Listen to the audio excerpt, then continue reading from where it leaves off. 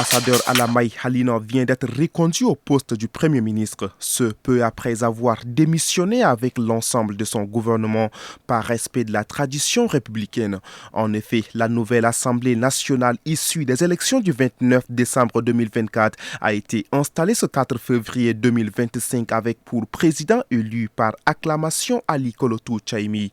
Nommé le 23 mai 2024, soit un peu plus de 2 semaines après la victoire de Mahamat Idriss Déby Itno à l'élection présidentielle, Alamai Halina est donc appelé à constituer un nouveau gouvernement.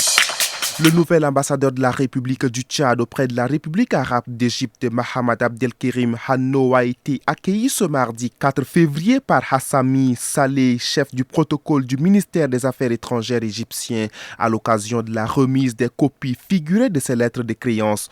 Au cours de cet entretien empreint de courtoisie, les deux personnalités ont engagé un échange constructif sur des questions d'intérêt commun, notamment le renforcement de la coopération bilatérale et économique entre leurs deux nations.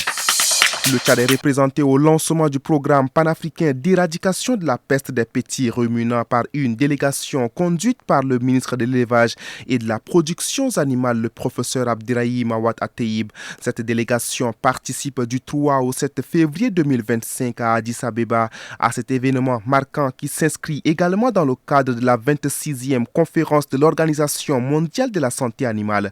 L'objectif de cette rencontre continentale est d'éradiquer la peste des petits ruminants d'ici 2030.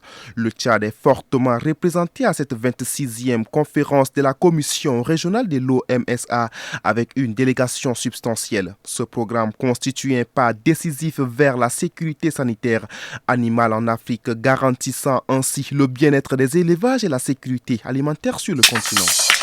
En République démocratique du Congo, l'expert sécuritaire belge Jean-Jacques Wando a été libéré ce mardi 4 février 2025. Il avait été condamné à mort accusé d'avoir participé à la tentative de coup d'État du 19 mai 2024.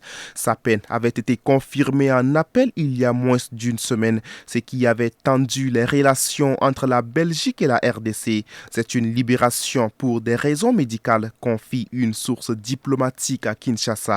La santé de Jean-Jacques Wando est, depuis le début de sa détention, une source d'inquiétude pour ses proches qui plusieurs fois ont alerté sur la dégradation en prison de l'état de l'expert militaire belgeo-congolais. Il est désormais en route pour la Belgique où il doit arriver ce mercredi.